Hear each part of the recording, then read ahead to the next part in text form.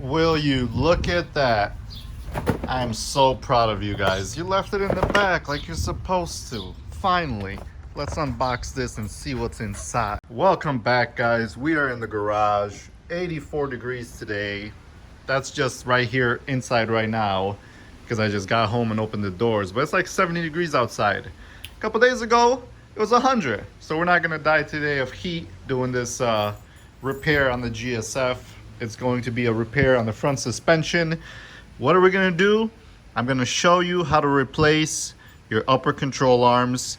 Very simple, very easy, and save some money instead of getting ripped off on the dealership in case you need to do this job. And I'll tell you why I have to do this job with only 22,000 miles on the car. This guy is making a lot of ruckus, so if you hear him in the back, that's who's barking.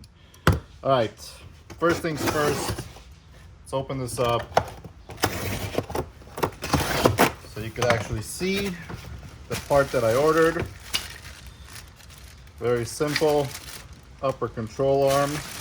Wow, it actually comes with the nut and clip, which I actually ordered separate. It's okay, they were only 99 cents, so that's cool. All right, for those of you interested, this is the part number for the passenger side upper control arm, original from Lexus Toyota. And the reason this sucker costs so much money is because it's made out of aluminum, and aluminum is not cheap. So I went ahead and called up my local dealership parts department, and I'm like, hey, I need an upper control arm, right hand side, GSF, what's the price? Let me look that up for you, sir. That's going to cost you $527, and I have to order it. It's going to be a few days. I'm like, $527, huh? I'm like, do you price match or anything? Because I found it, genuine Lexus part from Lexus Parts Now for $389. And it's original Lexus part. Oh, no. We do not match prices. We can't do that. Deuces, hung the phone up, ordered from Lexus Parts Now where I've always been ordering. Part came a couple days later, and let's get this installed. So if you guys want to save some money and you need parts for your car, never call your Lexus or whatever manufacturer dealership you have. Go online, type in Honda OEM parts, Lexus OEM parts, whatever car brand you have, and I guarantee you will find a website that has replacement parts that are original or aftermarket depending on the car. So there's no aftermarket support for a GSF because it's a rare car, blah, blah, blah. So that's why there's no aftermarket.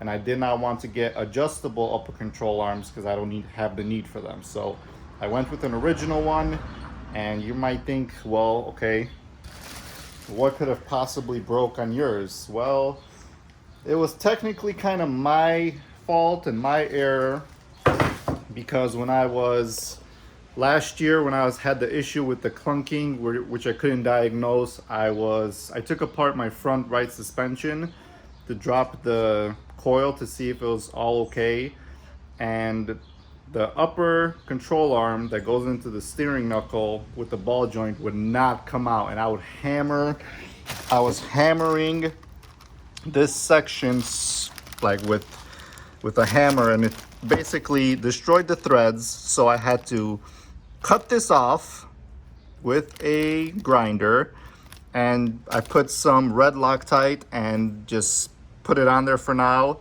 But I don't feel safe with having it the way it is, and I'll show you how it is on the car. So that's why I went ahead and ordered this part for $400 basically, and we're gonna replace it because it's a lot safer, and I don't want my wheel falling off in the middle of a turn, because I've seen that happen to a lot of Honda Acura cars. So we're not having that happen to me.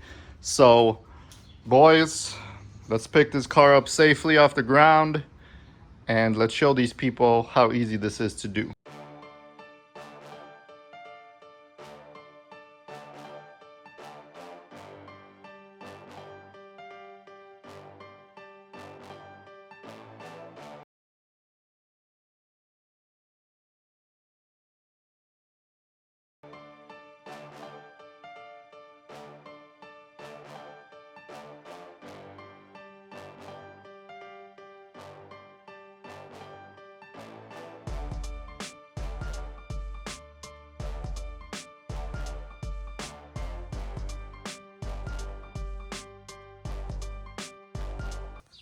All right, ladies and gentlemen, once you have your wheels removed, let me show you exactly what I'm talking about here. All right, you can see right there that this thing, I don't have the safety pin inside of it because the threads I had to cut. You can see how this is banged up because it wouldn't come out, because I probably over torqued this originally. So we're not gonna make that same mistake again. We're gonna torque it to the correct specs. So let's go ahead and undo these bolts. 3 bolts holding this, and we could take this out and replace it. Okay, so the first bolt that I'm gonna loosen is this one right here, and I did put some red Loctite on this because I did not want it to come apart and come undone on me. This is a 17mm bolt. So let's break this sucker loose.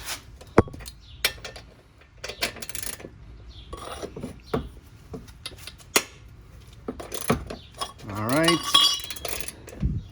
was not too hard to break loose at all. That's because I torqued it to the correct specs. All right, and then let me check the size of the bolts in the back. So you have 1 bolt right there and the other one right there on that side. So let me check what size those are. All right, so these bolts are 14mm, and I can't really get a socket on there, especially now since I have my cup kit up here, which takes a lot more room. So I'm just gonna use a regular wrench to loosen this up, and we'll go from there. And also, these are not torqued very much either, but dang, that one's tight.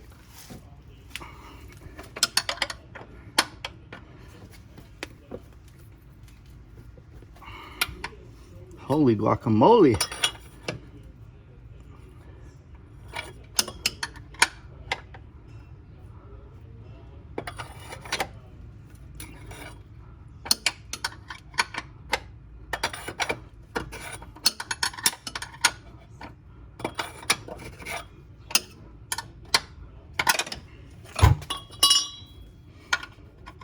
Whatever the torque on this was, I clearly over torqued it, because this one is not very much, and I'll show you the exact numbers when we go to reinstall. But this is going to take a little bit of time doing it by wrench like this, so I'm just gonna fast forward this till we get this done. All right, so I have both bolts loose in the back. The next step before I take them fully out is I'm gonna hammer this and break this connection with the ball joint again, because otherwise this is not going to come out.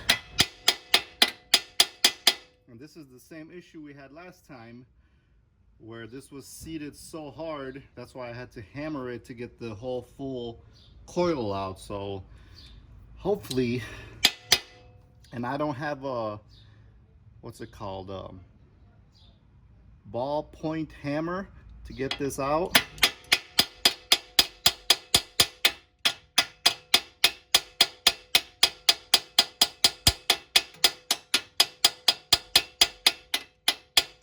So since I am replacing this part, I'm not worried about damaging the threads on here anymore. So gotta use my regular hammer.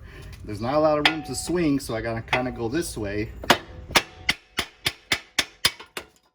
And there she goes. You saw yourself pop out. And you have to support this. I have a jack stand under this whole knuckle so it doesn't just plop on me. Let me take out the screw.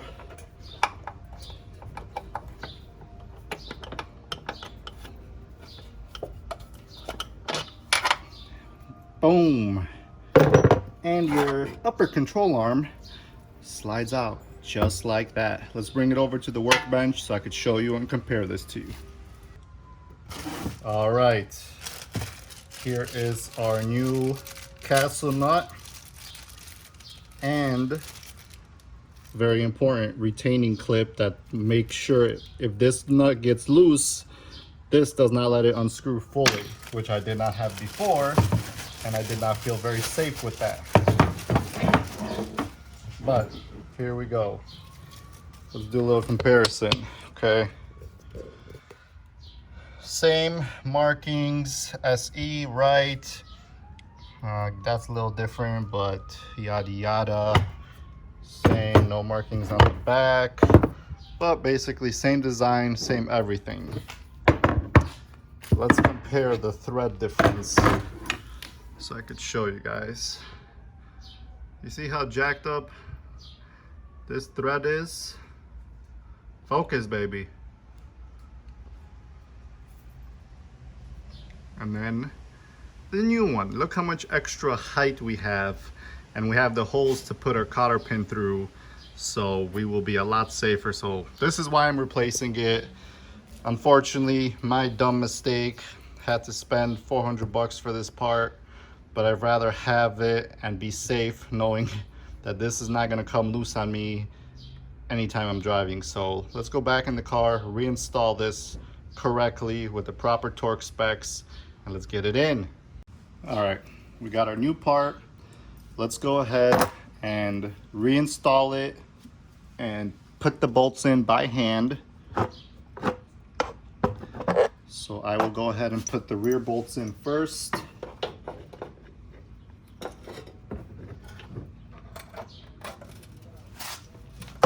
You might have to wiggle this around a little bit to get everything to align perfectly,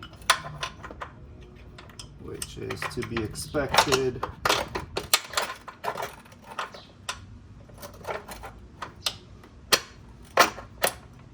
Okay.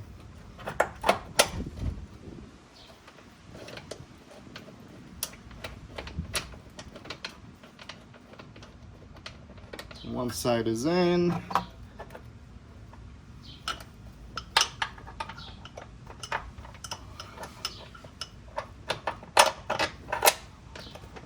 Side is in. Let me get it a little bit finger tight.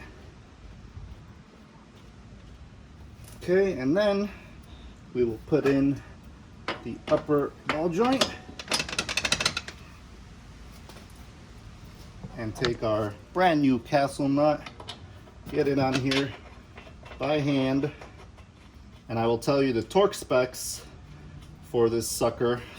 It is essential that you do not over torque this, because I've over torqued this and it causes binding when you're turning, because when you turn, this whole knuckle turns, so this has to be loose.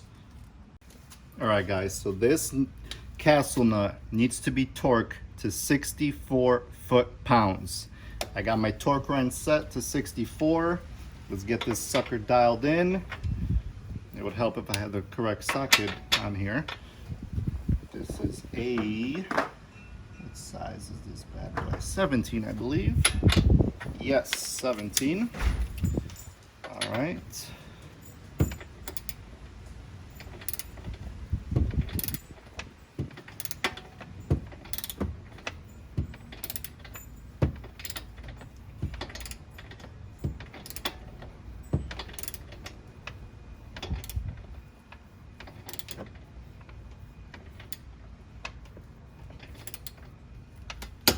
All right, you heard that click? That means we are at 64 foot-pounds. Now, the important thing is that this cotter pin has to go through the holes that are right there.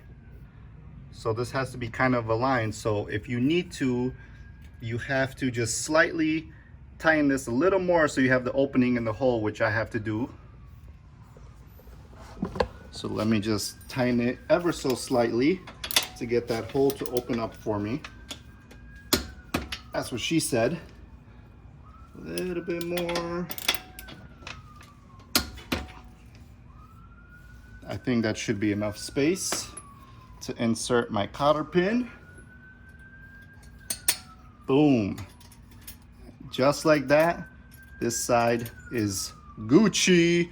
Now we have to go to the back. The back bolts are 36 foot-pounds of torque.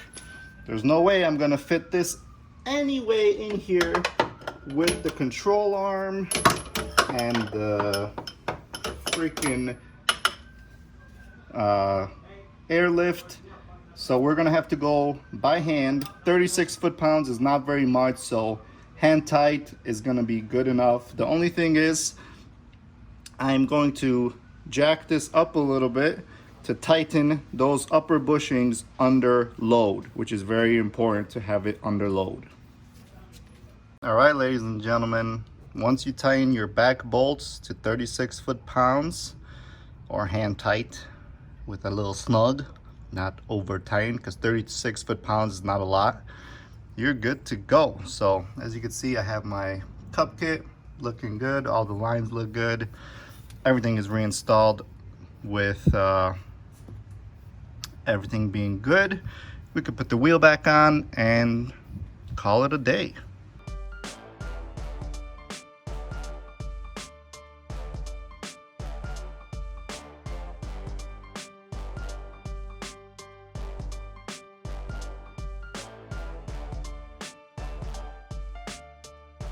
And just like that, ladies and gentlemen, the install is finished and you saved yourself not only 300 bucks for the part itself compared to paying dealer's price of $527, but you did the install yourself in what, 10 minutes this took? If you have to drop the shock, okay, 25 minutes, but super easy. I'm gonna torque down my lug nuts. And here's my question for you guys. What do you guys torque your aftermarket wheels to? Because the original wheels are supposed to be torqued to 75 foot-pounds, and I feel that with 75 foot-pounds of torque on the Vossens, it is not enough because the seat is different on the actual lug nuts. This is a conical seat, and then the stock ones are, I forget the name, but it's a totally different design. So those you don't need as much torque on, which I understand. So I usually torque these suckers to about 85-ish to 90 foot-pounds of torque. And I want to know what you guys torque your aftermarket wheels to. I know some cars like GM on the Camaro ZL1, the original torque is like 120 on the stock studs, which is crazy high torque. So comment below what yours is, recommended for your car and aftermarket wheel setup. I'm gonna torque these down and I'll see you guys on the next video. I'll put links below to these parts, and if you need them, check them out. Subscribe below.